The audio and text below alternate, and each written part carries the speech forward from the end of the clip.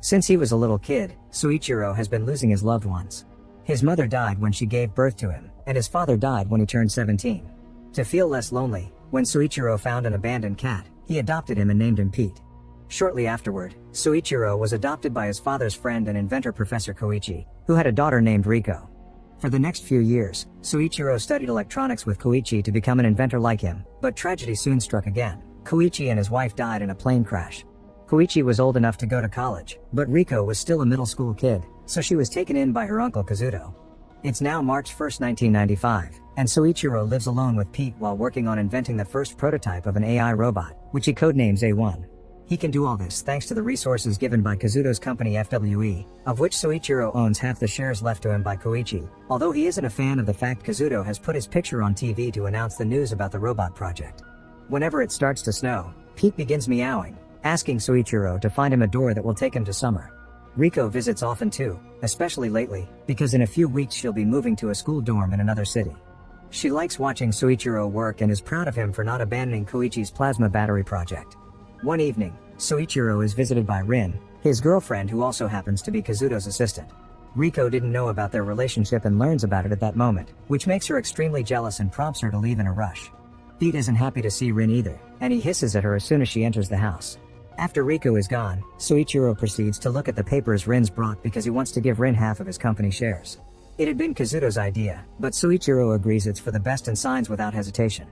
A few days later on March 8th, Soichiro visits Kazuto at the company, catching him in the middle of getting the shots for his diabetes. Kazuto calls Rin over to have a shareholders meeting, during which he announces their new business plan. They'll release A1 as soon as possible. Soichiro protests against this, explaining A1 isn't ready yet, but Kazuto also announces he won't give him any more money for further models since selling A1 to the Mannix company will give them more capital. When Soichiro continues to protest, Rin proposes a vote, and to Soichiro's shock, she votes in favor of selling A1 like Kazuto does. It turns out she's actually been dating Kazuto all along, and playing the role of Soichiro's girlfriend had been a trick to take over the company. Then Kazuto informs that while Soichiro will still be a shareholder, he'll have to terminate all his connections with the company and return all the equipment. Worried about his precious experiments, Soichiro rushes back to his house, but by the time he gets there it's too late. An FWE truck is leaving with absolutely everything. Moments later, Riko comes to visit Soichiro, only to find him crying and getting drunk while cleaning up the place. She wants to know if Kazuto did this, but Soichiro only blames himself because he's destined to lose everything he cares about. Desperate to make him feel better, Riko hugs Soichiro and informs him she won't move to the school dorms. She'll stay here to take care of him because she's always loved him. Soichiro is touched by her gesture but turns her down because she's too young. In tears, Riko accuses Soichiro of giving up before she leaves. Soichiro notices she left her Walkman behind, but he doesn't have the heart to go after her and keeps it in his pocket. He also finds some flyers promoting cryogenic sleep, and he decides that's the best solution to his troubles. Once he makes it to the cryogenic sleep company, he confirms Pete can be put to sleep with him, choosing a period of 30 years and making sure to sign some extra papers so that Riko will get his company shares when she turns 20. Soichiro wants to start immediately, but when the doctors do a quick checkup, they discover he's drunk and refuse to proceed. He has to return when he's sober to make the decision with a clear mind. Soichiro follows the doctor's advice, and while thinking about his options, he remembers all the good times he had with Riko, making him understand that running away isn't a solution. Meanwhile, Riko returns home and overhears Kazuto and Rin talking about their plans for Soichiro's creations. Thus she rushes upstairs to try to warn him, but calling him only gets her the voicemail. Kazuto finds her on the phone and Riko pretends she's been talking to a friend before leaving, but as soon as she's gone, Kazuto uses the redial button and realizes she's going to warn Soichiro. At the same time, Rin gets a call from Soichiro asking her to talk, so Rin tells him to come over before sending Kazuto after Riko. When Soichiro arrives at the house, he asks Rin to drop the plan or he'll take his story to the press and ruin the company's reputation. Rin pretends to agree to distract Soichiro and put him to sleep with an injection, but when she opens his bag, she accidentally releases Pete, who attacks Rin before running away. A crashing noise alerts Pete that a window has been broken and he uses it to escape, allowing him to return to Soichiro's truck, which mysteriously drives away. Afterward, Rin finds the cryogenic sleep paperwork in Soichiro's bag and gets an idea. Since she knows people in the company that owe her a favor for her help with tax evasion, she convinces them to put Soichiro to sleep, effectively getting rid of him. In the meantime, Riko arrives at Soichiro's house, only to be caught like a deer in the headlights. 30 years pass and it's now 2025. Soichiro is awoken from his cryogenic sleep by the company's new doctors, and once he realizes he's in the future, he asks about Pete. However, when the doctor calls him over, the Pete that shows up turns out to be a robot. The cat never made it with him. This Pete is a robot nurse that'll watch over Soichiro for the next 5 days, which is the time the patients must stay in the company's clinic to check the cryogenic sleep didn't hurt them. A lawyer also visits Soichiro to tell him about the situation with his assets. It turns out Mannix, the company that bought A1, went bankrupt, so Soichiro has nothing under his name. Riko has also been calling to check on him and left an address where he could find her. Desperate to see Riko, Soichiro waits until morning when he's left alone to escape the building before his 5 days are over, noticing that there are working robots everywhere and all street signs are digital. The only things in his pocket are Riko's Walkman and his wallet, meaning he at least has some cash, yet he can't find a cab. Pete suddenly appears next to him and explains apps are used to get cabs, and he calls for one on his phone. Soichiro is surprised to see that the car drives itself before Pete grabs his wallet and throws it away, replacing it with a cell phone as he explains all payments are done through apps now and the cryogenic sleep insurance policy has granted him some basic funds. Moments later, they make it to Riko's apartment, which is in a sorry state. When they go deep inside they find out it's not Riko who has been calling but Rin, who in 30 years has gained a lot of weight and used Riko's name to lure Soichiro to her place. Rin explains that the year after Soichiro fell asleep Kazuto got sick and died of a complication with his diabetes. The company was taken over, and Rin was caught evading taxes, for which she served some time in prison.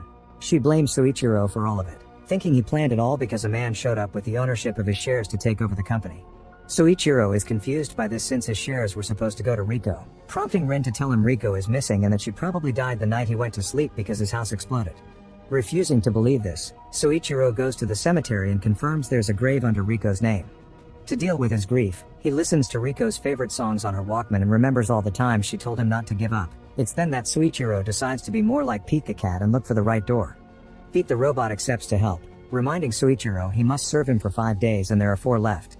The first step is to go to the library to find out more information, and that's how they learn that FWE was bought by Guardian Manufacturing, a company with almost no business before this. Suddenly, Pete announces it's time for him to enter sleep mode, which he needs to do 3 hours a day to recharge. When Soichiro checks his programming out to understand him better, he discovers there's a plasma battery in his back, but Pete isn't a design from FWE or Guardian. He was made by a company called Aladdin and his model is Pete 13. The next morning, they go to FWE's old building, now belonging to Guardian. The robot receptionist doesn't find Soichiro's data in the system and refuses to allow him in until she suddenly receives orders to make an exception. When they make it to the top floor, they meet Gota, the company owner who is incredibly excited to see Soichiro. After promising to help him find some information about the whole deal with the shares, Gota explains Soichiro was the one to finish the plasma battery but for some reason he gave the exclusive rights to Aladdin. He also swears he met Soichiro as a child and he was his inspiration to open this company. He even got Soichiro's signature on a robotics magazine. That day in a restaurant, Soichiro arrived to see Professor Toy, who was arrested for embezzling research funds from the university to work on a so-called time machine. However, Soichiro never did any of this, which means someone must be using his identity. A few hours later, Gota manages to find the old FWE records, where they learn that Soichiro's shares went to a guy called Taro Sato, the founder of Aladdin, and when they look at the patent behind the Pete 1 model, they're shocked to discover is under Soichiro's name as it should be instead of the company Kazuto wanted to sell to. The patent attorney behind this was also Taro Sato, and more surprisingly, the designer behind Pete 2 was Riko, but using the Sato surname instead of her own. Putting all the clues together, Soichiro finally realizes what's going on and drags Pete to visit Professor Toy, who has been waiting 30 years for Soichiro to show up.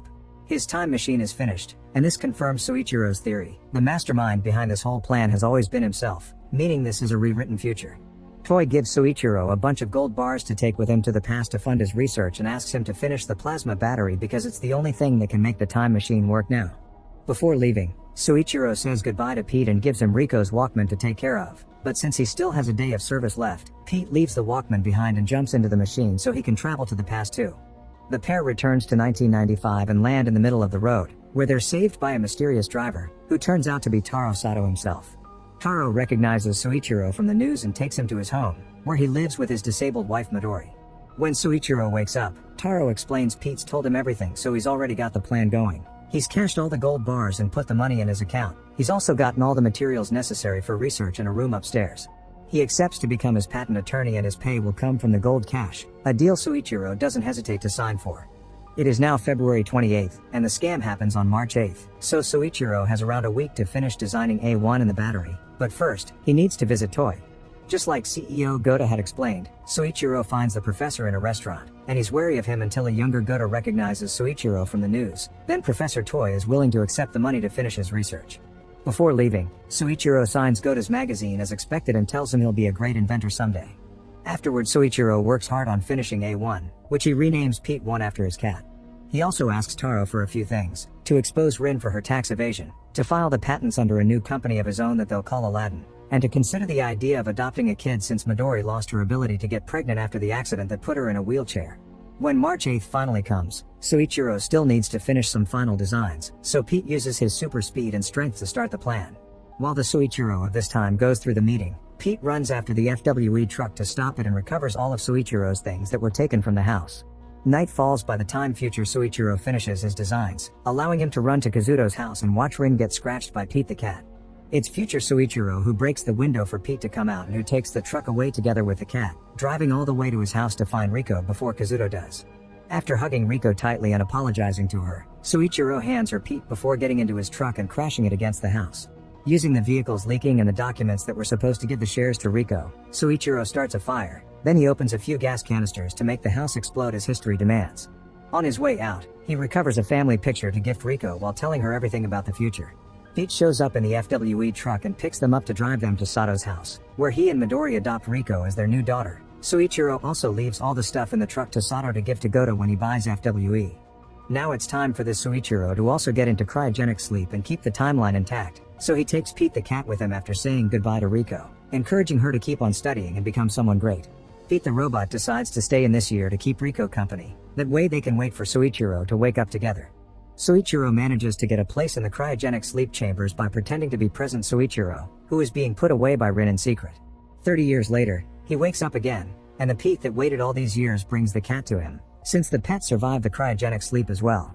When Soichiro asks about Riko, he learns she went to school and became an inventor like him. Then she worked at Aladdin and helped with the development of the plasma battery and the new Pete models. He also learns that 10 years after the release of Pete 2, Riko chose to go into cryogenic sleep too, and she'll wake up soon.